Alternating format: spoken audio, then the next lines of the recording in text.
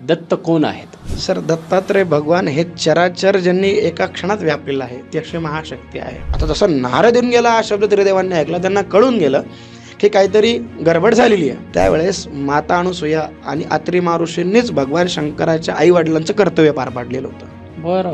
हो सर, हे सत्य आहे. इच्छाभोजन म्हणजे काय? आम्हाला तू न अग्न वस्त्र, म्हणजे आम्हाला तू अंगावर कुठलंही वस्त्र न घेता अन्न वाढावी आमची, तू कुठलंही अन्न वाढ. ती 6 महिने, जसं अशी माता अनुसूया बोलली, ते तिघी देव 6 महिन्याची बाळे झाली.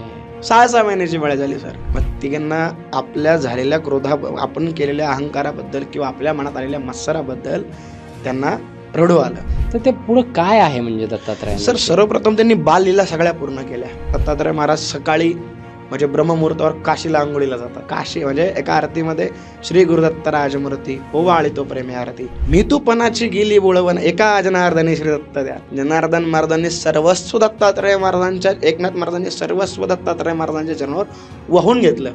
म्हणून आदिगुरु, आदिगुरु म्हणजे काय? सर्वांच्या आधी सर्वांचे गुरु म्हणजे भगवान दत्तात्रय महाराज आहे. म्हणजे नवनाथ भक्तिसारानुसार जर आपण पाहिलं तर नवनाथांना इथपर्यंत आणणारे दत्तात्रय महाराजच आहे. 3 स्थान आहेत मुख्य स्थान: अंबाजी, गुरु गोरखनाथजी आणि दत्तात्रय महाराजांचं अक्षयस्थान. तिथे खाली कमंडलू तीर्थ पण आहे.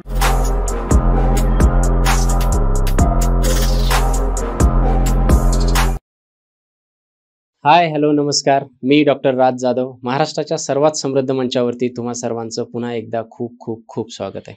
आजचा एपिसोड अत्यंत एक्सक्लुझिव्ह अशा पद्धतीचा आहे. 1 महिन्यापूर्वी, 1.5 महिन्यापूर्वी आपण 2 एपिसोड शूट केले होते. एक नवनाथ स्पेशल होता आणि दुसरा होता शाबरी विद्या. ते पॉडकास्ट इतके तुफान व्हायरल झाले, प्रत्येकाला त्या एपिसोडची भुरळ पडली. लाखोंमध्ये त्या दोन्ही एपिसोडचे व्ह्यूज गेलेले आहेत आणि खाली फक्त कमेंट्स होत्या की गुरुनाथजींना पुन्हा एकदा या मंचावरती बोलवा. परंतु काय होतं की एखादं कसं असतं, तलवारीनं नखं कापण्यासारखं. आपल्याकडे जर विषय सुंदर नसेल, आपण बोलायचं तरी कशावरती? एवढा अभ्यासू व्यक्तिमत्व आपल्याकडे आणायचं तर मग आपण त्यांना प्रश्नही तसेच विचारले पाहिजे, अगदी ते विषयसुद्धा आपण त्यांच्यासमोर मांडले पाहिजे आणि त्यांना तुमच्यापर्यंत घेऊन यायचं. म्हणजे काहीतरी रहस्यमय, काहीतरी गूढ, चांगलं नॉलेज तुमच्यापर्यंत पोहोचवलं गेलं पाहिजे, हा त्याच्या मागचा उद्देश होता. परंतु शेवटी पुन्हा एकदा काय होतं की जेव्हा नवनाथावरती आपला सब्जेक्ट झाला तेव्हा दत्तात्रय महाराज सतत मध्ये मध्ये आम्हाला असं वाटत होतं की हे काही प्रश्न आहेत जे दत्तात्रय महाराजांवरती फार अनाकलनीय आहेत किंवा त्याची उकल झालेली नाही किंवा लोकांनी त्याचा अपभ्रंश केलेला आहे, काही गैरसमज पसरलेले आहेत. आणि मला असं वाटलं की त्या सगळ्या गैरसमजाचं उत्तर आपल्याला गुरुजींकडून मिळू शकतं. म्हणून पुन्हा एकदा म्हटलं, गुरुजी आता वेळ आलेली आहे प्रेक्षकांसमोर पुन्हा एकदा येण्याची, तुम्ही या आणि आपण जे काही प्रश्न अनुत्तरित असतील त्या प्रश्नांची उकल करण्याचा प्रयत्न करूयात. म्हणून पुन्हा एकदा आपल्या मंचावरती मला अगदी अभिमानाने स्वागत करावं वाटेल आपले योगी गुरुनाथ, गुरु नवमीनाथ महाराजांचं. महाराज, आदेश सरजी. खूप खूप स्वागत आहे. आदेश आदेश आदेश आदेश. कसे आहात? एकदम मजेत सर. बर. नाथ महाराजांची आणि गुरुदेवांची कृपा आहे. पॉडकास्ट आपला झाला 1-1.5-2 महिन्यापूर्वी आणि त्याच्यानंतर काय बदललं आहे आयुष्यामध्ये? किंवा मग खूप व्ह्यूज तर खूप आले, प्रत्येक जण तुम्हाला कनेक्ट होण्याचा प्रयत्न करतोय. तरी मी आपण नंबर दिलेले नाहीत. तुम्ही सांगितलं होतं की तुम्ही साधनेमध्ये असता त्याच्यामुळे नंबर काही देऊ नका, माझ्या साधनेमध्ये अडथळा येईल. तर आपण नंबर नाही दिले. परंतु मी तुम्हाला सांगू इच्छितो की इतके जास्त मेसेजेस आहेत. आमचा जो टीमचा नंबर आहे ज्याच्यावरती पॉडकास्टसाठी इन्क्वायरीज येतात त्याच्यावरती 50% आम्हाला गुरु नवमीनाथांचा नंबर द्या म्हणूनच सगळे मेसेजेस आहेत. तुमच्या लाईफमध्ये असं काय बदललंय? सर, माझा पॉडकास्ट झाल्यापासून लाईफमध्ये बदल भरपूर आले. म्हणजे लोक विचारायला लागली, आता दीक्षा मागायला लागली आणि म्हणजे मी जे स्वतः लपून ठेवण्याचा प्रयत्न करतो ना ते सर नाही राहिला. आता खूप लोक मला शोधत यायला लागली याच्यामुळे. आणि गुरु कृपेने मिळालेलं ज्ञान आहे सर, ते सार्वजनिक करतोय, याचा आनंद आहे. आणि ज्ञानच लोकांपर्यंत पोहोचवायचं आहे, हा आपला मूळ हेतू आहे. अगदी सर्व जगातलं सगळ्यात मोठं दान जर ज्ञानदान आहे, ज्ञानदान आहे, ते तुम्ही करताय आवर्जूनच. आणि आम्ही त्याचा छोटा हिस्सा आहोत, याचा आम्हाला सुद्धा अभिमान आहे. कुठून सुरुवात करूयात? आपण वंदन करूया सर सर्वप्रथम. नक्कीच. गोरक्ष बालम गुरुशिष्य बालम शेषई मालम शशखंड बालम कालस्य कालम जन्मजालम वंदे जटालय जगजन्मनालम स्वयभानु जो भानु आराधियला त्याच्या कुळी भुकू दिव्य झाला हरिभक्तीला गुणित हरी समजता नमस्कार माझा सद्गुरु एकनाथा. ओम अगडे पुत्राय विद्महे महाज्वालाय धीमहि तन्नो जालंधरनाथची प्रचोदयात. आदेश सर. आदेश आदेश तुम्हाला भेटून मला पुनश्च आनंद वाटला सर. खूप छान. आणि एक सांगताना पण मला एक आनंद होतो की आज मला भगवंताने दृष्टांत दिला. साक्षात शंकर महाराजांचा मला दृष्टांत झाला सर. दृष्टांत असा झाला की मी सकाळी आलो, माझे शिष्य मला घेण्यासाठी आले आणि आम्ही स्टुडिओला यायला निघालो तर रस्त्यामध्ये महाराजांचं मठ लागतं. तर मग मला पोरं म्हणाले की महाराज नाथजी आपण मठात जाऊया.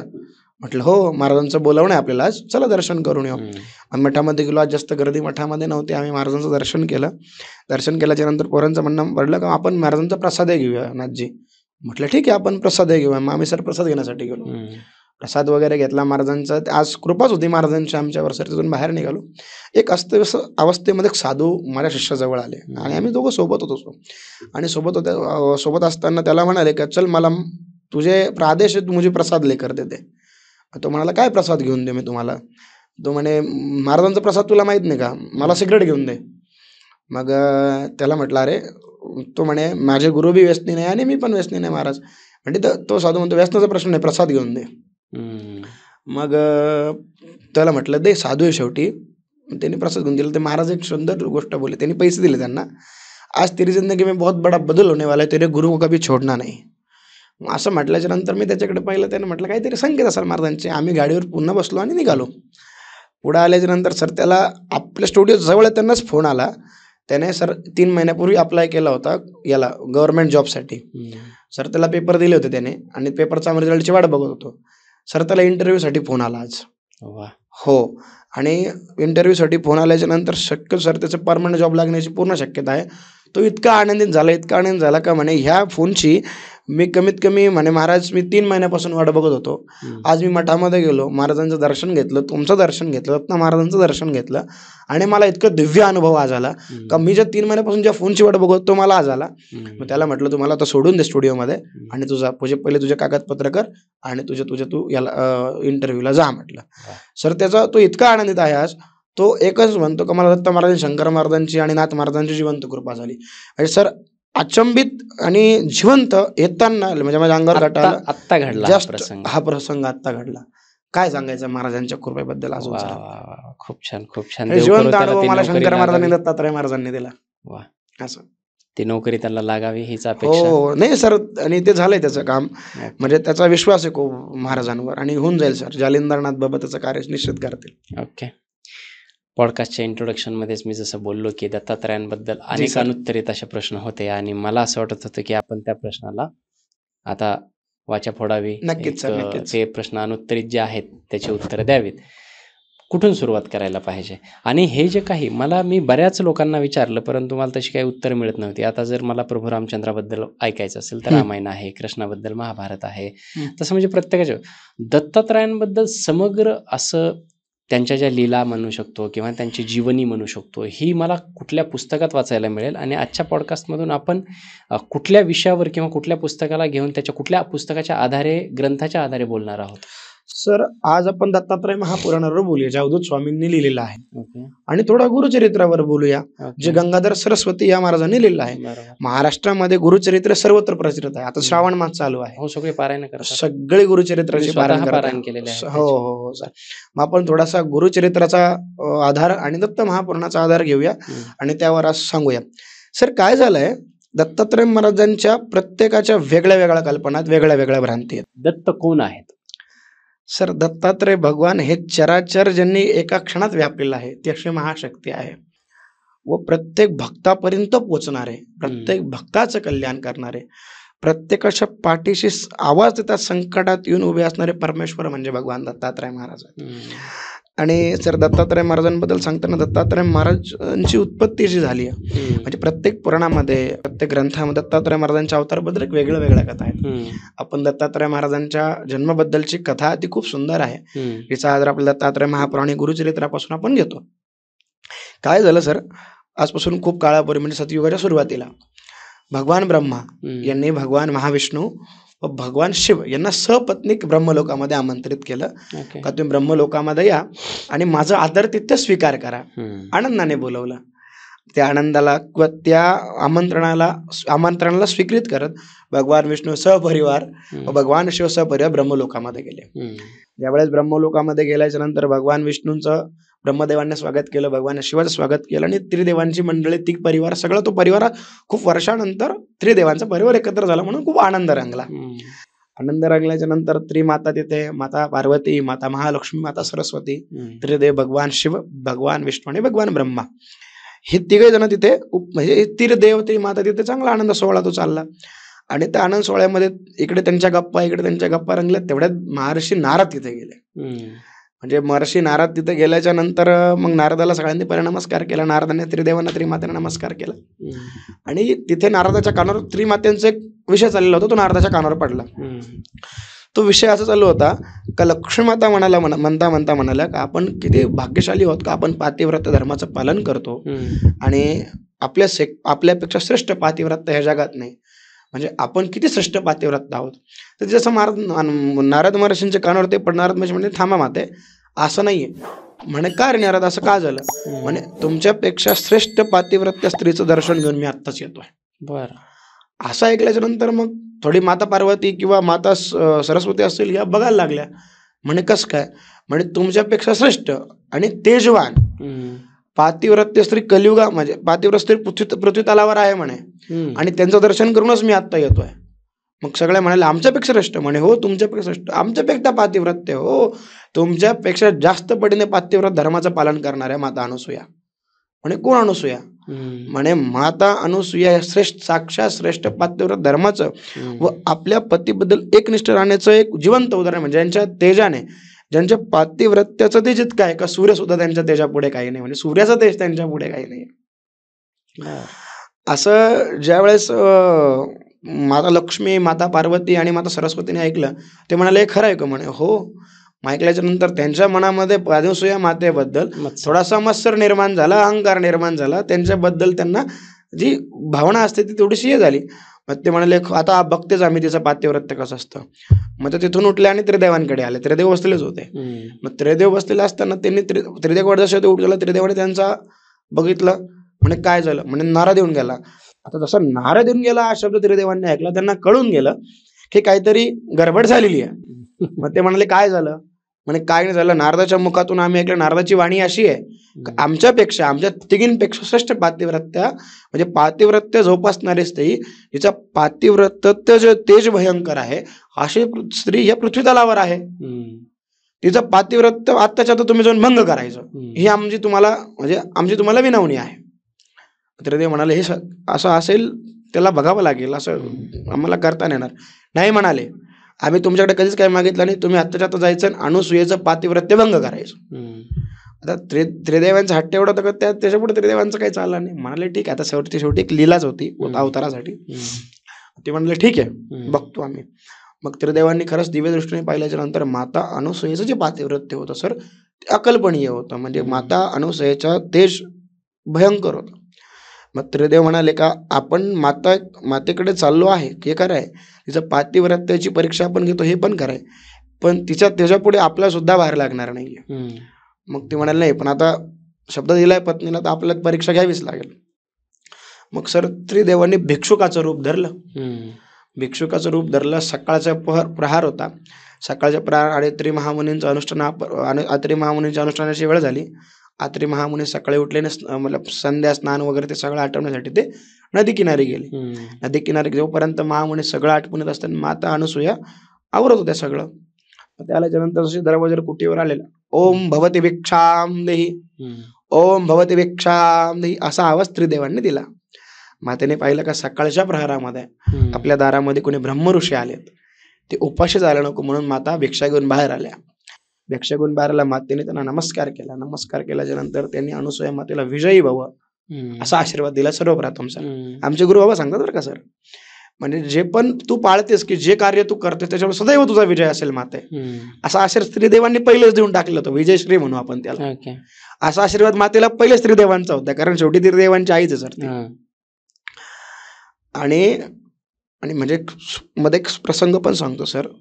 ह्या दत्तात्रय महाराजांच्या अवताराच्या आधी दत्तात्रय महाराजांचा अवतार होण्याच्या आधी ज्यावेळेस भगवान शिवाचं लग्न होतं, भगवान शंकराचं लग्न होतं, त्यावेळेस माता अनुसूया आणि अत्री महर्षींनीच भगवान शंकराच्या आई वडिलांचं कर्तव्य पार पाडलेलं होतं. बरं. हो सर, हे सत्य आहे.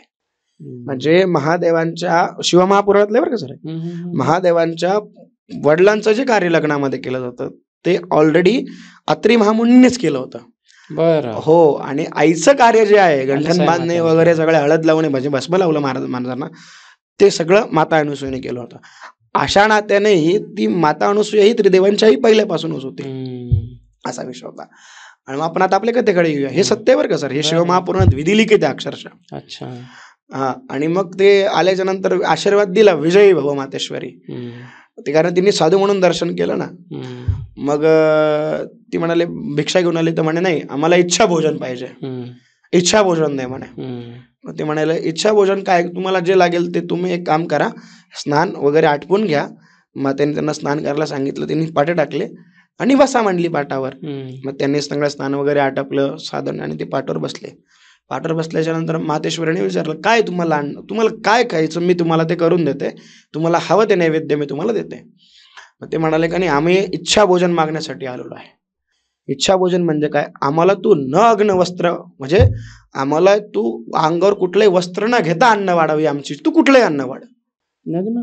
हो, नग्न अवस्थेत वस्त्र वाढतात. त्याचा अपभ्रंश झालेला आहे सर.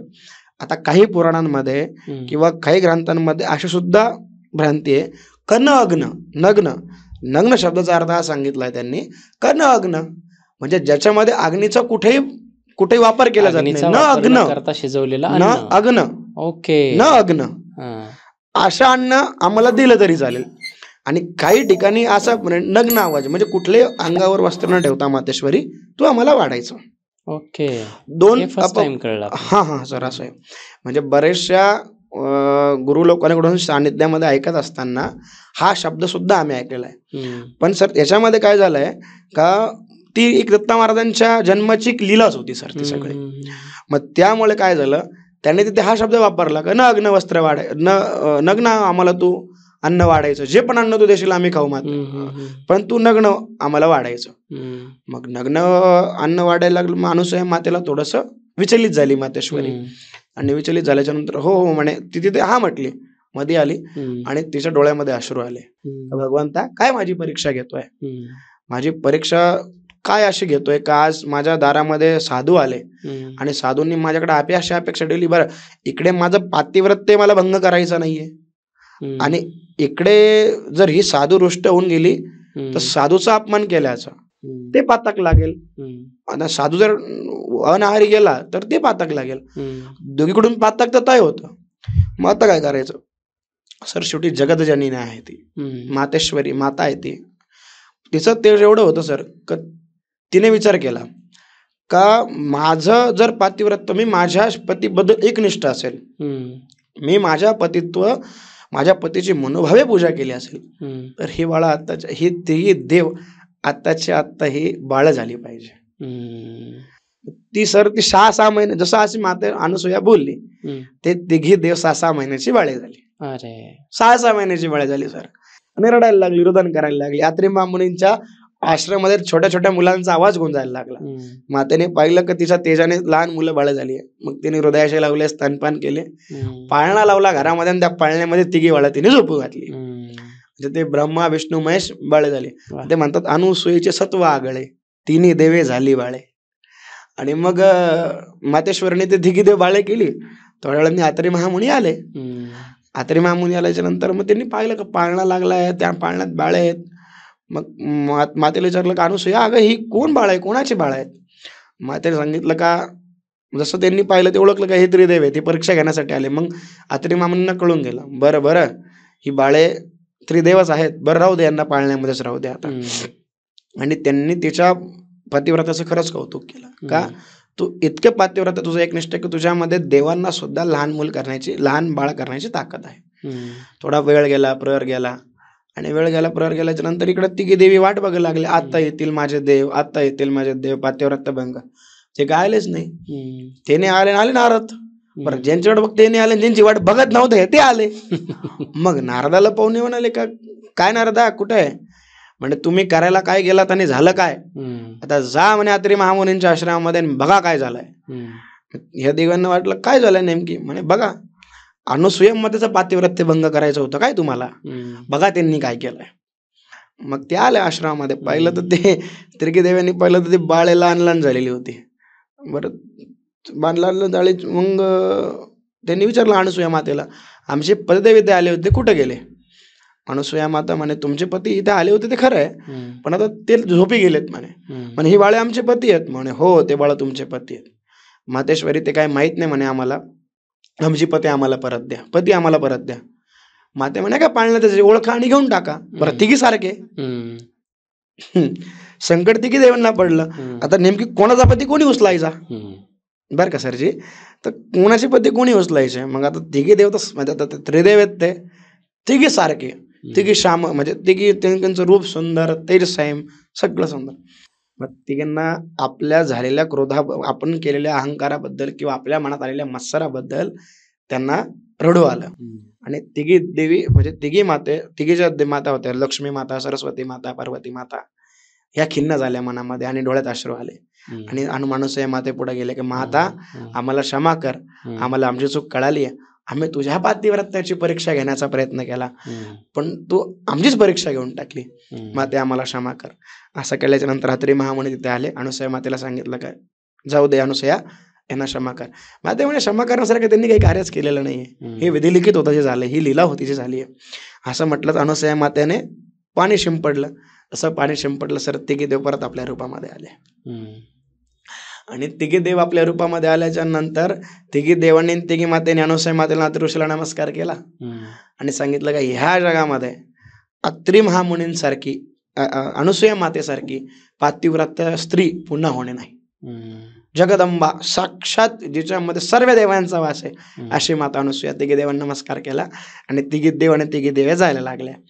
जसं जायला लागले तर नंतर अत्रि महामुनी अनुसूया माता म्हणते देवा मला सोडून चालला आणि हा जो मी पाळणा माझ्या घरामध्ये लावलाय याचं काय, हे मी पाळणा लावलं याचं काय, मला तुम्ही मुलं म्हणून पाहिजे म्हणे. मग असं म्हटल्याच्या नंतर मग आता माता शेवटी तिला टाळणं योग्य नाही. भगवान शंकराने वरदान दिलं, भगवान शिवाने वरदान दिलं अनुसूया मातेला काय ज्या पाळण्यामध्ये तू तिघी मुलं आम्हाला करून घातलीस आम्ही तुला वरदान देतो का आमचे त्रिअंश, आमच्या तिघांचाही अंश रज तम आणि सत्व, म्हणजे भगवान शिव हे तमोगुण आहे, भगवान ब्रह्मा हे रजगुण आहे, भगवान विष्णू सात्विक गुण आहे.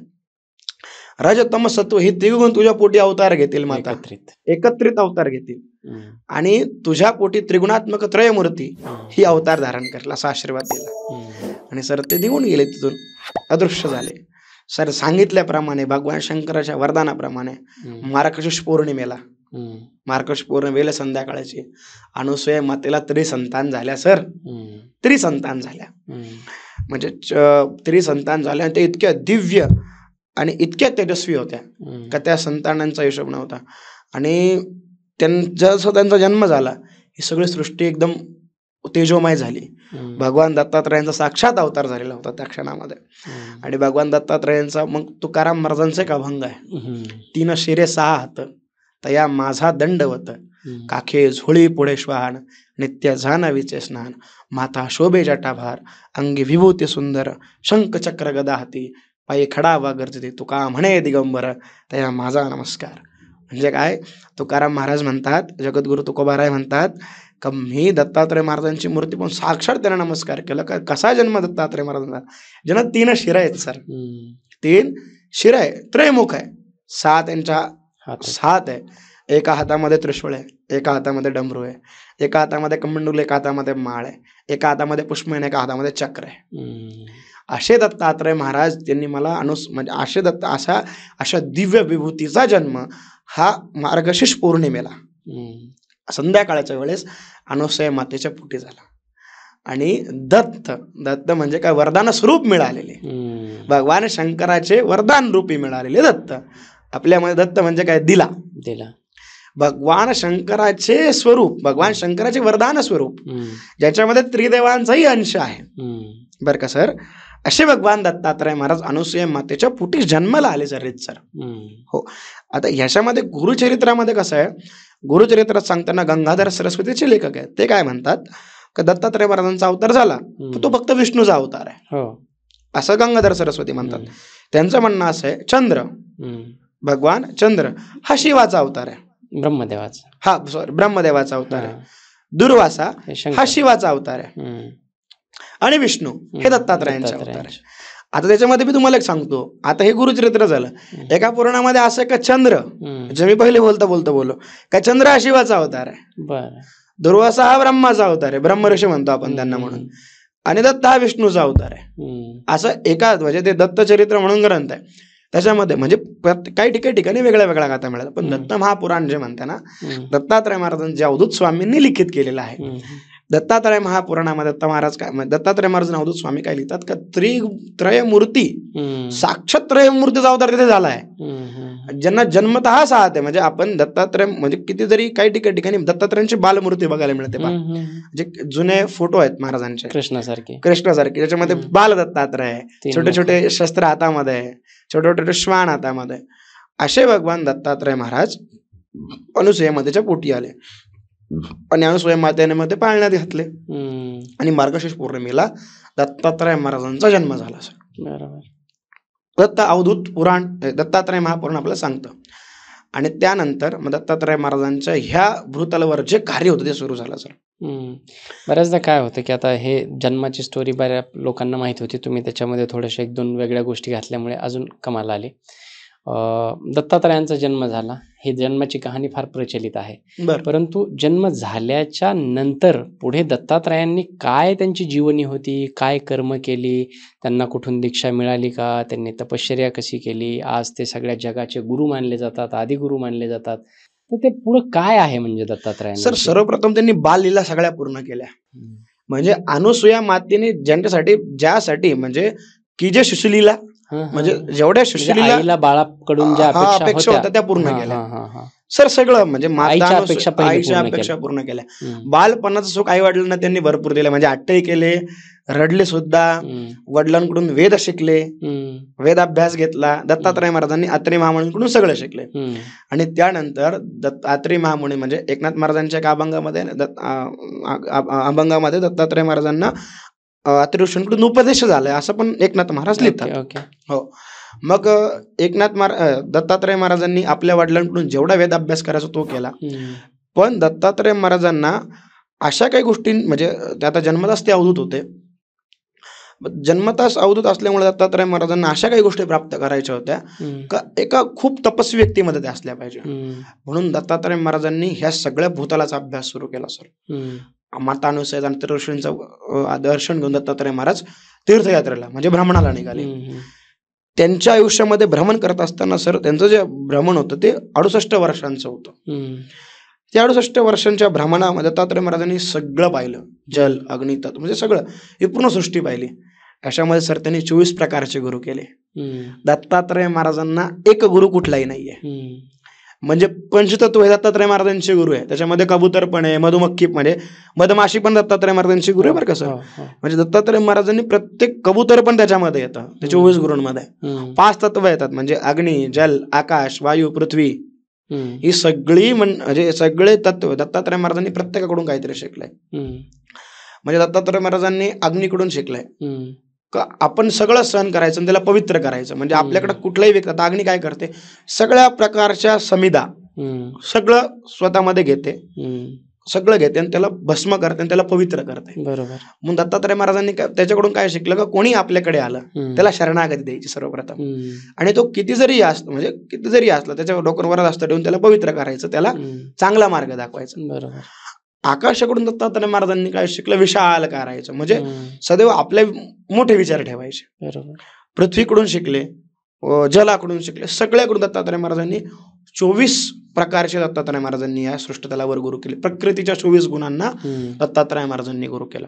आणि सर त्यानंतर दत्तात्रय महाराज गिरनार म्हणजे हिमालयापेक्षा जुना पर्वत आहे आपल्या हिमालय म्हणजे हिमालयापेक्षा 4 पट जुना पर्वत जे गिरनार पर्वत, जे दत्तात्रय 22 कोटी वर्ष काहीतरी सांगितलं जातं त्यांची ती आयु गिरनार पर्वताची 22 कोटी आयु आहे. आणि असं म्हणतात की त्याच्यावर भगवान शिवाची पण तपस्थली आहे. म्हणजे भगवान दत्तात्रय महाराजांच्या आधी भगवान शिव पण तपसाधना तप करायचे.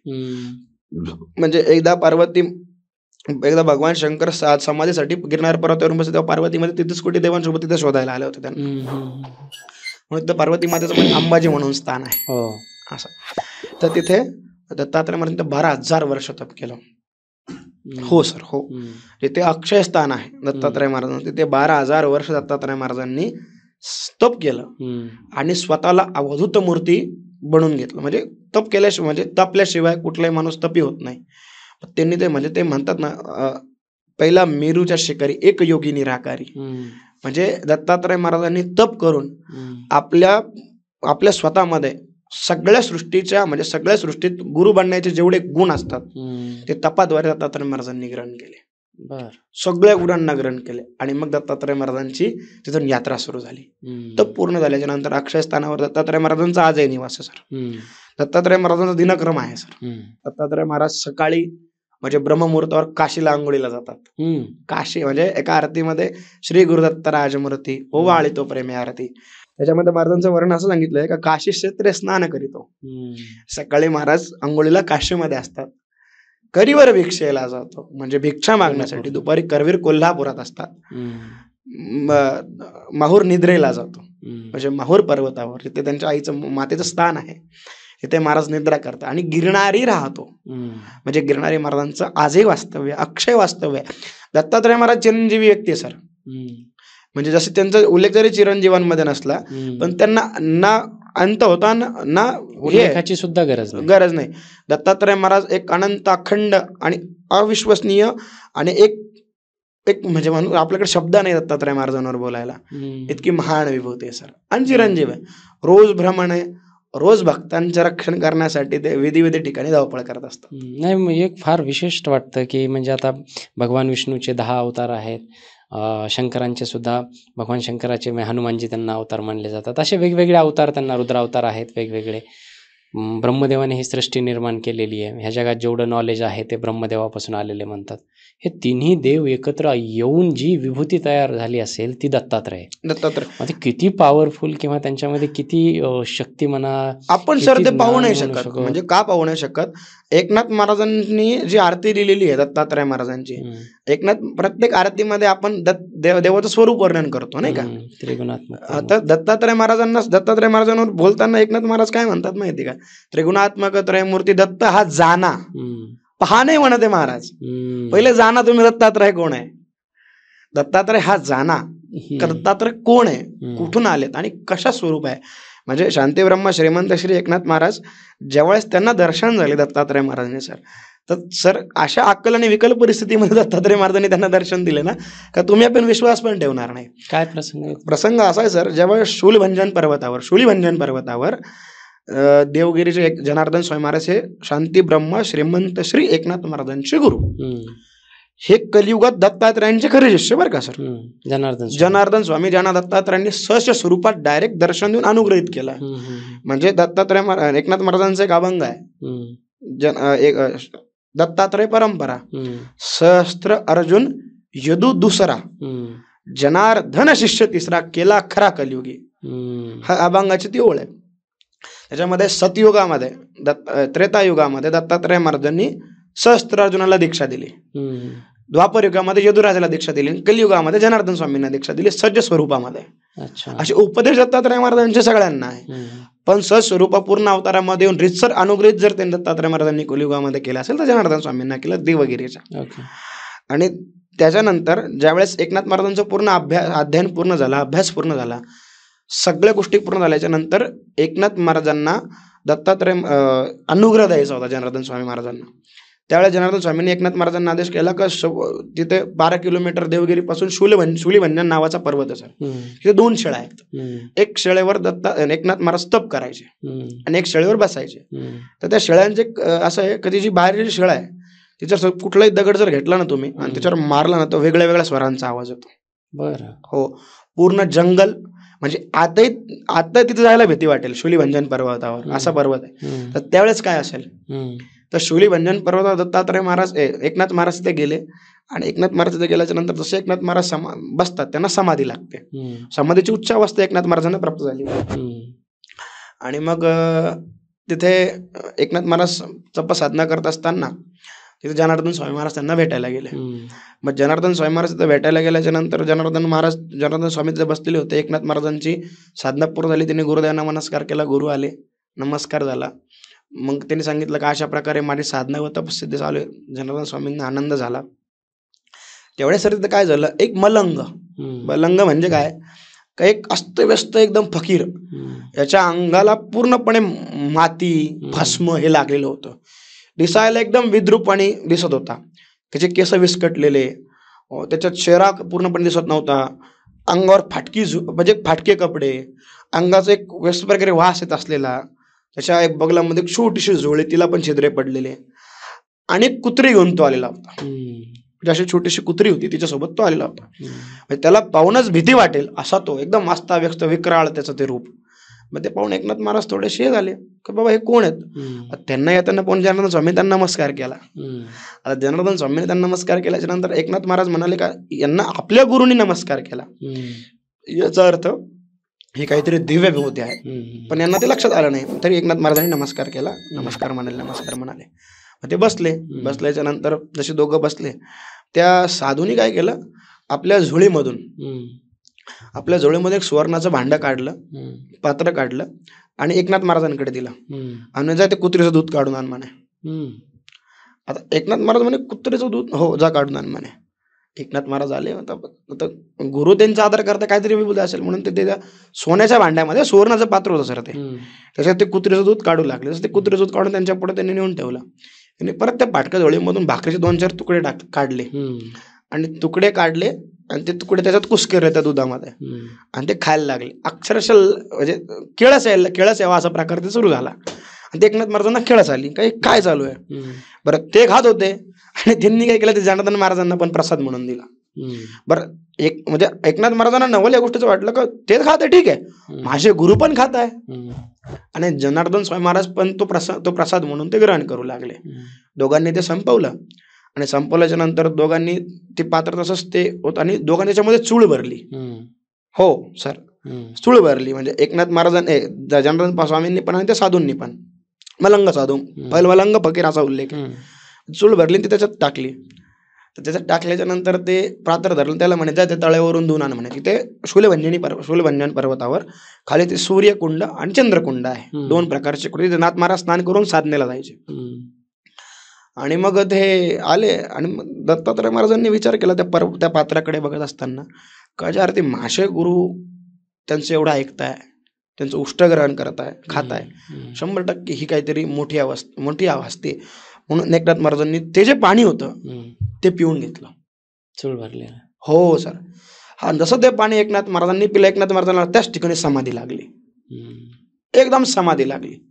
तशी एकनाथ महाराजांना समाधी लागली. इकडे जनार्दन महाराजांना कळालं का ती समाधी लागली म्हणून. समाधी लागल्याच्या नंतर दोघंही तिथं आले. दोघंही तिथं आल्याच्या नंतर समाधी लागलेली एकनाथ महाराजांना पाहिली. आणि दत्तात्रय म्हणजे ते मलंग साधू म्हणाले का जनार्दन यांच्या डोक्यावर हात ठेव. डोक्यावर हात म्हणाले, महाराज चांगलं आहे, समाधी डोक्यावर हात समाधी भंग कर म्हणायची. म्हणजे महाराज चांगलं आहे ना, त्याला समाधी लागली, भंग कशाला करू, तुला सांगतो म्हणे तेवढं कर, डोक्यावर हात समाधी भंग कर. त्याने डोक्यावर हात ठेवलं, समाधी नाथ महाराजांची भंग झाली. जशी समाधी भंग झाली ना सर, ते मलंग साधू एक शब्द बोलले का जेवढं याला वैराग्य प्राप्त व्हायचं होतं तेवढं आतापर्यंत झालंय. याला पुढं सगळ्या शास्त्रांचं पुराणांचं शुद्धीकरण करायचं आहे, शास्त्रलेखन करायचं आहे. याला इतकी समज, याला जर वैराग्याचं सुख आत्ताच कळायला लागलं ना तर पुढे प्रपंच व परंपरा नाही करणार, नकोय, बस झालं. मग हे एकनाथ महाराजांची सुद्धा म्हणजे ती भूल उतारली. तर एकनाथ महाराजांना कळत नाही समोर कोण आहेत, कारण मलंग अवस्थेमध्ये साधू आहे. म्हणजे मलंग म्हणजे या शब्दाचा अर्थ असा आहे सर, मलंग शब्द आपला आहे बरं का सर. सर्वप्रथम ही भ्रांती दूर करतो लोकांची. लोक म्हणतात मलंग हा शब्द अरबी आहे, उर्दू आहे, असं नाही सर. मलंग फकीराला मलंग म्हणतात मला वाटतं. हो सर. आणि मलंग शब्दाचा अर्थ गुरुचरित्रामध्ये किंवा 7 ते 8 वेळेस आलेला आहे. दत्तात्रय महापुराणामध्ये 7 ते 8 वेळेस आलाय. एकनाथ महाराजांच्या चरित्रामध्ये पण आलेला आहे ह्याच प्रसंगामध्ये. मलंग म्हणजे काय सर? मल्ल अंग, ज्याचं अंग हे मल्ल झालंय. मल्ल म्हणजे काय? मलिन आहे, मलिन आहे. म्हणजे आता आपल्यात बरेचसे साधू अंगाला राख लावतात. आता राख लावणे म्हणजे काय? त्यांच्यासाठी ते एकदम चांगलं आहे, पण लोक काय करतात? राख लावता, मल्ल लावता. मग मल्ल अंग म्हणजे ज्याच्या अंगाला मल्ल लावलेलं आहे, माती लागलेली आहे. तुम्हाला सांगतो परत मी, भस्म लागलेलं आहे, तो मल्ल अंग. मल्ल अंग हा संस्कृत शब्द आहे. ओके. मग तरी एकनाथ महाराजांना ते कळलं नाही का ते साधू कोण आहे. मग एक जनार्दन स्वामींनी डोक्यावर वरदहस्त ठेवला सर, आणि बघ म्हणाले आता दत्तात्रय महाराज, आता त्या साधूंकडे. जसे सर जनार्दन स्वामी महाराजांनी एकनाथ महाराजांच्या डोक्यावर वरदहस्त ठेवला आणि त्या फकीराकडे म्हणजे त्या मलंग साधूंकडे बघण्यास सांगितलं. एकनाथ महाराजांनी आपल्या ज्यांना दिव्यदृष्टी प्राप्त झाली सर, दिव्यदृष्टीशिवाय काही होत नाही सर, आणि गुरुकृपेशिवाय होत नाही. म्हणजे तुम्हाला हलकी सांगायला आवडेल का, ज्यावेळेस गीतेमध्ये, कुरुक्षेत्रामध्ये, महाभारतामध्ये भगवान कृष्णाला अर्जुनाला रूप दाखवायचं होतं, विराट रूप, तर पहिले दिव्यदृष्टी प्रदान करावी लागली होती. ह्या डोळ्यांनी दिसतच नाही परमेश्वर आपल्याला, आणि गुरुकृपेशिवाय तर बिलकुल दिसत नाही. बरोबर. आपण जरी म्हणालो का नाही मी खूप भक्त आहे देवाचा आणि मला देव साक्षात दर्शन, अरे जोपर्यंत गुरूंचा डोक्यावर हात पडत नाही तोपर्यंत होतच नाही सर काही. जसं जनार्दन स्वामी महाराजांनी एकनाथ महाराजांच्या डोक्यावर हात ठेवला आणि दत्तात्रयांकडे बघण्यास सांगितलं, जसं नाथ महाराजांनी दत्तात्रय महाराजांकडे पाहिलं, मनात पहिले सगळ्यात मुखातून एक शब्द निघाला, म्हणजे मुकडव निघाला सर, शब्द निघाला जो आरतीमध्ये आपण म्हणतो, दत्त येऊन या उभा ठाकाला, दत्त येऊन या उभा ठाकाला, साष्टांगण मुनी प्रणिपात केला. जसं दत्तात्रय महाराजांना त्यांनी पाहिलं, त्यांना साक्षात ते भुज स्वरूप कळालं एकनाथ महाराजांना दत्तात्रय महाराजांचं. 3 शिरे, 6 हात, जटाभार, आणि एकनाथ महाराज दत्त महाराजांच्या चरणावर नतमस्तक झाले. दत्त दत्त ऐसे लागले ध्यान, हरपले मन झाले उन्मन, मी तूपणाची गेली बुळवण, एका जनार्दनी श्री दत्त द्या. जनार्दन महाराजांनी सर्वस्व दत्तात्रय महाराजांच्या, एकनाथ महाराजांनी सर्वस्व दत्तात्रय महाराजांच्या चरणावर वाहून घेतलं आणि स्वतःला एक निदान दत्त भक्त म्हणून स्वीकृत केलं की मी आजपासून दत्तात्रयांचा भक्त आहे. असे दत्तात्रय महाराज सर. दत्तात्रयांसोबत हे जे 4 श्वान असतात, हे 4 वेदांचं प्रतीक आहे सर. बर, म्हणजे ते म्हणजे ज्यांच्या पुढे वेद, म्हणजे एक लोक चुकीचा अर्थ घेतील सर याचा, पण नाही घेतला पाहिजे. नाही, ज्यांच्या पुढे वेद श्वान आहेत सर. म्हणजे तुम्हाला सांगायला आवडेल, जी कुत्रीचं दूध काढलं का त्यांनी, ती माता कामधेनू होती. बरं. हा सर, ती साक्षात जेव्हा दत्त महाराज त्यांच्या स्वरूपामध्ये प्रकट होतात ना, तर ती कुत्री सुद्धा माता कामधेनूच्या रूपामध्ये प्रकट होते. हे एकनाथ महाराजांनी लिहिलेलं आहे. बरं. हो सर, ज्यांच्या पुढे वेद सुद्धा श्वान आहेत सर. वेद सुद्धा श्वान आहेत. वेदांनाही कळत नाही की वेदापेक्षा ते श्रेष्ठ आहेत. ज्यांना सगळ्या चराचराचं ज्ञान आहे, ज्यांना सगळं चराचर कळतं का काय आहे, ते आदि गुरु दत्तात्रय भगवान. म्हणजे भगवान शिव अनुसूया मातेला ज्यावेळेस वरदान देतात ना, त्यावेळेस हा शब्द बोलतात की तुम्हाला जो पुत्र प्राप्त होईल ना माते, तो आम्हा सगळ्यांचा गुरु असेल. तो साधा सुद्धा व्यक्ती नसणार आहे, तो देवांचाही गुरु असेल. म्हणजे देवांचा देव म्हटल्याच्या नंतर लोक माझ्याकडे बघतात, देवांचा पालन करता म्हटल्याच्या नंतर लोक विष्णूंकडे बघतात, देवांचा रचनाकार म्हटल्याने ब्रह्मापर्यंत. ज्यावेळेस वेळ येईल का देवांचे गुरु कोण आहे, त्यावेळेस तुझ्या पुत्राकडे बघितले जाईल ग माते. म्हणून आदिगुरु. आदिगुरु म्हणजे काय? सर्वांच्या आधी सर्वांचे गुरु म्हणजे भगवान दत्तात्रय महाराज आहे. म्हणजे एक मस्त श्लोक आहे. आणि बऱ्याचदा काय होतं, गुरु गुरु गुरु गुरु म्हणजे गुरुची एक संकल्पना लोकांच्या डोक्यात वेगळी असते. गुरुकडे जाण्याऐवजी लोक देवाकडे जाण्याचा मार्ग निवडतात. परंतु गुरुचरित्रातलं मला सर्वात आवडलेलं काही हे असेल तर त्यांनी गुरुची महती सांगताना एक गोष्ट तिथे लिहिलेली आहे की जर तुमच्यावर देव कोपला तर गुरु त्याचं निवारण करेल, पण तुमच्यावर जर गुरु कोपला तर देव सुद्धा त्याचं निवारण करू शकत नाही सर. हे सत्य आहे.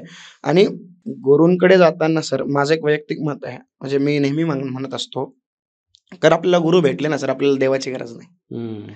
कारण आपल्यासाठी गुरुच आपले देव आहे. आणि हे सगळं फक्त मी नाही सांगतो सर, हे सगळं शास्त्र आणि पुराण सांगतात ना. म्हणजे दत्तात्रय महाराजांचं वर्णन करताना बऱ्याचशा ग्रंथांमध्ये करतात ना. आता हे गुरुर ब्रह्मा, गुरुर विष्णू, गुरुदेव महेश्वरा, गुरु साक्षात परब्रह्म तस्मै श्री गुरुवे नमः. म्हणजे तिथे आपण गुरुमध्ये कोणाला बघतोय?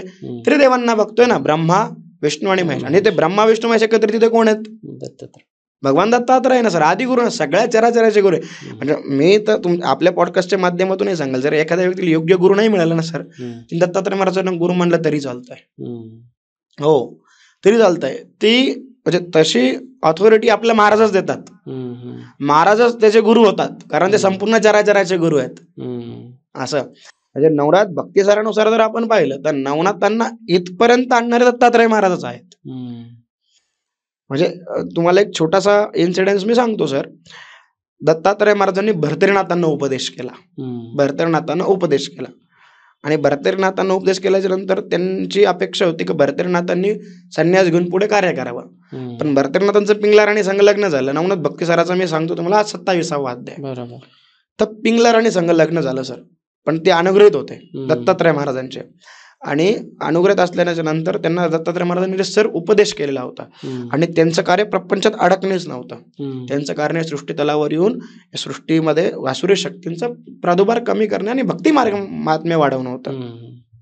मग काय झालं सर, जसं भर्तरीनाथांचा विवाह झाला तर भर्तरीनाथ आणि पिंगला राणीमध्ये एक दिवस हेच ठरलं का कोणाचं एकमेकावर जास्त प्रेम आहे. मग भर्तरीनाथ एक दिवस मला म्हणतात, जर पिंगला राणी मी जर कुठे युद्धामध्ये शहीद झालो, म्हणजे युद्धामध्ये जर असं झालं वीरगतीला प्राप्त झालो, तू काय करशील. पिंगला राणी म्हणाले, मी त्याच वेळेस जिवंत अग्नीमध्ये दाह करून घेईल स्वतःचा. बरं का, ही दत्त महाराजांची निगडीत कथा आहे बरं का सर. मग मी पिंगला राणी म्हणाली की मी स्वतःचा त्या देहामध्ये म्हणजे अग्नीमध्ये स्वतःचा देहांत प्रायश्चित सती जाईल बा. मग भर्तरीनाथाला ते खरं असं असेल का बा. भर्तरीनाथांनी काय केलं, जंगलामध्ये गेले सगळे शिपाई घेऊन शिकार खेळण्यासाठी, असं दाखवलं. ते हरण मारलं आणि त्या हरणीचं रक्त सगळं तलवारीला आणि त्या कवचाला त्या मुकुटाला लावलं आणि सांगितलं तुम्ही जायचं आणि पिंगला राणीला सांगायचं का महाराजांना वाघाने हल्ला केला शिकार खेळत असताना आणि महाराज वीरगतीला प्राप्त झाले. मग ते सांगितल्याप्रमाणे ते लोक आलेत आणि त्या महालामध्ये एकाच आवाज सुटला का भर्तरी वीरगतीला प्राप्त झाले, भर्तरी वीरगतीला प्राप्त झाले. ते पिंगला राणीच्या कानावर गेलं. तर पिंगला राणी ही खरंच एकनिष्ठ होती पातिव्रत्याला. तिने जसा तो ऐकला आणि ते तिथे पूर्व काळामध्ये एक पद्धत होती का जर प्रेत नाही मिळालं तर प्रेत संस्कार एक पुतळा तयार करायचे आणि तो त्या स्मशानामध्ये जाळून टाकते, प्रेत जाळायचे, म्हणजे ते प्रेत संस्कार पूर्ण करायचे. तर ते प्रेत संस्कार करते भर्तरीनाथांचं. असं ते भर्तरीनाथाचं प्रेत संस्कार करत होतं, त्याच्यामध्ये पिंगला राणीने उडी टाकली, स्वतःला संपून टाकलं. संध्याकाळी भर्तरी आले, पाहिलं तो इकडं सगळं ते असं शोक झालेला सगळा. भर्तरी पिंगला राणी गेली गेली गेली आणि सगळ्यात पाहता भर्तरीनाथ तर जिवंत आहे. भर्तरीनाथाला पस्तावा झाला, कारण आपण हे काय केलं. आणि त्या स्मशानात गेले आणि तिथेच पिंगला पिंगला पिंगला पिंगला पिंगला करत बसले. खाणं नाही पिणं नाही सर, काहीच नाही, सगळं ते थांबलं सर. असं 12 वर्ष त्यांनी ते शोकच करत राहिले त्या पिंगले नावाचा. ते तप पूर्ण सारखं झाल्यासारखं झालं.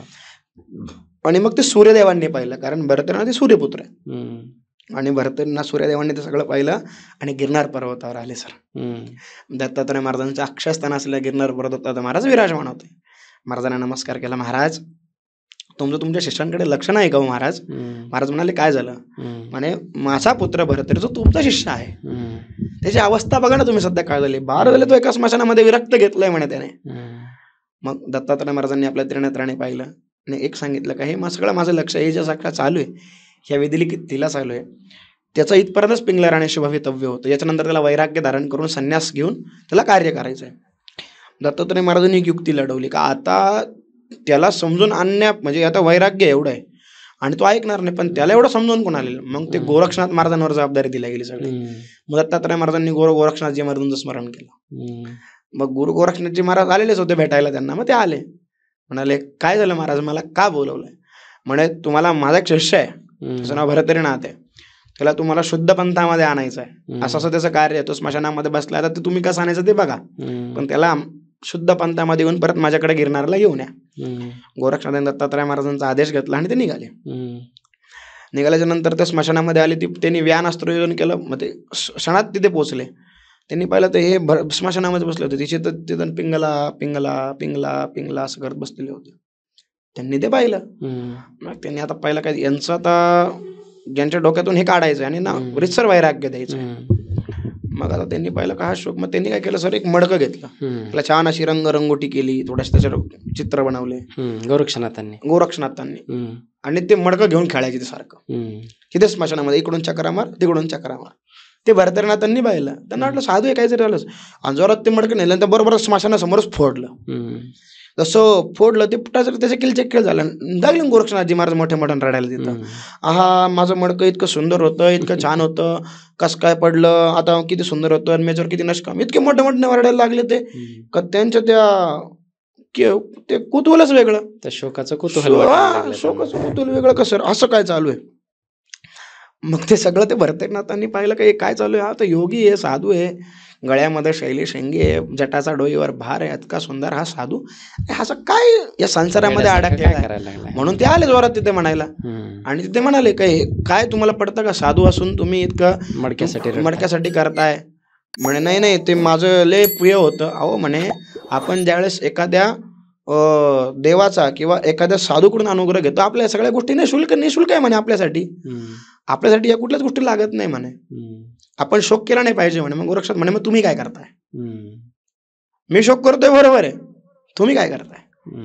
म्हणे नाही नाही मी तो वेगळा शोक करतोय म्हणे. माझी पत्नी मला सोडून गेली म्हणे, मग माझं मडकं मला सोडून गेलं म्हणे. अहो म्हणे मी एका मिनिटात 1000 मडके तुम्हाला देऊ शकतो. मग गुरु गोरखनाथजी होते ते म्हणे मी तुम्हाला एका मिनिटामध्ये 1000 पिंगला उभ्या करून दाखवू शकतो. ते म्हणे दाखवाच. मग त्यांनी काय संजीवनी मंत्र टाकलं, फुकलं पिंगलेला आवाजला. ते पिंगला 1000 पिंगला त्या स्मशानामध्ये. आणि मग ते पिंगला राणी भरतनाथांना सांगायला लागली का हे माझं कार्य इथपर्यंतच होतं, तुमचं कार्य हे सृष्टीतलाचं कल्याण करणं आहे. तुम्ही द्रुमिल नारायणांचे अवतार आहात, तुम्ही जाऊन तुमचं कार्य करा. जसं ते ऐकलं मग त्यांचा शोक सगळा निघाला. जसं गुरु गोरखनाथजीने त्यांच्या डोक्यावर वरदहस्त ठेवलं, त्यांना आपल्या अवताराची जाण झाली आणि त्यांना घेऊन ते गिरनार पर्वतावर आले. आणि गिरनार पर्वतावर आल्याच्या नंतर दत्तात्रय महाराजांनी तिथे पुनश्च त्यांना उपदेश केला. नाथ संप्रदायाची दीक्षा दिली. शैली जिंगी जुगळी कुंता पवडे घेऊन त्यांना भरतरी नाथ केला गिरनार पर्वतावर, बरं का सर. आणि तिथेच त्यांच्याकडून तप पूर्ण करून घेतलं गिरनार पर्वतावर. भरतनाथांचं पण तिथं तप झालेलं आहे. म्हणून आपण गिरनार पर्वत चढता तिथं गोपीचंद राजाची भरतनाथांची गुफा पण आहे. हो आहे सर. तिथे भरतनाथांचं तप झालेलं आहे. तिथे त्यांच्याकडून तप पूर्ण करून घेतलं आणि बरेचसे दिवस भरतनाथ महाराज दत्तात्रय महाराजांच्या सेवेत गिरनारलाच होते.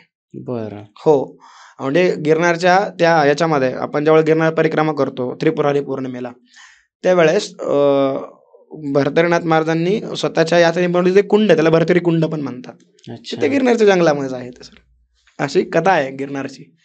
गिरनार पर्वतावरती फार रहस्य आहेत. म्हणजे आता खुद्द दत्तात्रयांनी जिथे 12,000 वर्ष तपश्चर्या केली आहे, त्याच्या पावित्र्याचं वेगळं गुणगान करण्याची गरज नाहीच आहे. पण गिरनार म्हणजे फार रहस्यमयी पर्वत आहे. किंवा तिथे अगदीच म्हणजे दत्तात्रयांच्या तर पादुका आहेत, स्वतः अक्षय स्थान आहे. गोरक्षनाथांचं सुद्धा मला वाटतं तिथे मंदिर आहे. गुरु गोरखनाथजी महाराजांचं पण तिथे तप झालाय. गोरक्षनाथांनीही तिथे तपश्चर्या केली. गुरु गोरखनाथजी महाराजांनी पण तिथे तप केलं. गुरु गोरखनाथजी महाराजांनी पण तिथे साधना केलेली आहे. तिथे 3 स्थान आहेत मुख्य स्थान, अंबाजी, गुरु गोरखनाथजी आणि दत्तात्रय महाराजांचं अक्षयस्थान. तिथे खाली कमंडलू तीर्थ पण आहे.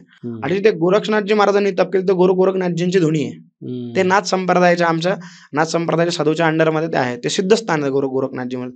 तिथे गोरक्षनाथ महाराजांनी पण तप केलेलं आहे सर. आणि ते गोरक्षनाथ महाराजांना सगळ्या गोष्टींची तिथे भरपूर गोष्टींची प्राप्त झाली. तिथे गुरु गोरखनाथजी महाराजांनी दत्त म्हणजे असं नाही म्हणता येणार आपल्याला, पण गुरु गोरखनाथजी महाराज आणि दत्तात्रय महाराज हे तिथे दत्तात्रय महाराजांनी गुरु गोरखनाथजी महाराजांकडून भरपूर सेवा घडवून घेतल्या तिथे, असं नवनाथ भक्त सर आपल्याला सांगतो. असं स्थान आहे ते. तिथे गोरखनाथ महाराजांचं स्थान आहे. एकदा भगवान शंकरांना एकांत लागत होता, त्यांना ते कुठंच एकांत प्राप्त होत नव्हतं. म्हणून ते गिरनारच्या जंगलामध्ये बरेचसे दिवस फिरत होते. आणि भगवान शंकरांना बी समाधी लागली होती गिरनारच्या जंगलांमध्ये. तिथे भगवान शंकराचं तपस्थळ आहे. ते गिरनार पर्वतावर तिथे लुप्त झाले आणि इकडे कैलास पर्वतावर भगवान शंकर भेटत नव्हते. त्यावेळेस पार्वती मातेने तिथे कुठे देवांना बोलून शोध घेतला, कुठे गेले शिव. तिथेच कुठे देवांसंग पार्वती माता तिथे आलेल्या आहेत शिवांना शोधण्यासाठी. तिथं सगळ्या देवांनी तप केलेलं आहे. म्हणून सर गिरनारच्या जंगलांची किंवा गिरनारच्या पर्वताची अशी का इतर ठिकाणी घेतलेले मंत्र एकदा, गिरनारवर घेतलेला एकदा मंत्र 10,000 मंत्रांच्या बरोबरीने. म्हणजे एक मंत्र मी जर घरी म्हणेल ना तो एकदाच केला जाईल, पण तोच एक मंत्र जर मी गिरनारवर सिद्ध स्थान आहे ना ते तिथे म्हणेल तर त्या स्थानावर दत्तात्रय महाराज म्हणजे तिथे म्हटलेला कुठलाही मंत्र हा 1000 वेळेस एकदा म्हटलं तर 1000 वेळेसचं पुण्य मिळतं. असं गिरनार पर्वत असं सांगितलं जातं की हिमालयापेक्षा सुद्धा जुना आणि पवित्र. हिमालय खूप नंतर सर. गिरनार पर्वत हा खुद्द दत्तात्रय महाराजांनी स्वतः तपस्थलीसाठी निवडलेलं स्थान आहे ते, आणि स्वतःसाठी बनवून घेतलेलं स्थान आहे ते. एकांत जिथे कुठल्याही गोष्टीचा म्हणजे त्यांना कुठल्या गोष्टीचा त्रास होणार नाही, साधना परिपूर्ण होईल. असं स्थान आहे सर. हिमालय पर्वत हा खूप नंतरचा पर्यंत, म्हणजे हिमालय पर्वताच्या गिरनार पर्वत हा हिमालयाचा दादा म्हटला गेलेला आहे. दादा म्हणजे आजोबा. वडील सुद्धा नाही. वडील सुद्धा नाही, आजोबा. आणि त्याच्यानंतर खूप वर्षानंतर हिमालय पर्वत. तुम्ही कधी गेलात गिरनारला? सर मी दरवर्षी गिरनार पर्वतावर जातो. म्हणजे माझा एक दिव्य अनुभव मी तुम्हाला शेअर करू शकतो आत्ताच्या मिनिटाला. नाही म्हणजे मी काय होतं, गिरनारला जाणाऱ्या प्रत्येकाला काही ना काही अनुभव येतो असं मी ऐकलेलं. माझं आता या वर्षीचं आहे, पण महाराज फर्स्ट टाइम गिरनार गेलो होतो सर मी माझ्या शिष्यांसोबत. फर्स्ट टाइम जेव्हा आम्ही गिरनारला निघालो, तर आता गिरनारची जी वारी ती पौर्णिमेची वारी असते. दर पौर्णिमेला भक्तगण गिरनारला जातात. आणि मी ठरवलं आपण गिरनारला जाऊया. शिष्यांना म्हटलं अरे आपण जाऊ. शिष्य म्हणाले महाराज चालतंय आपण जाऊ.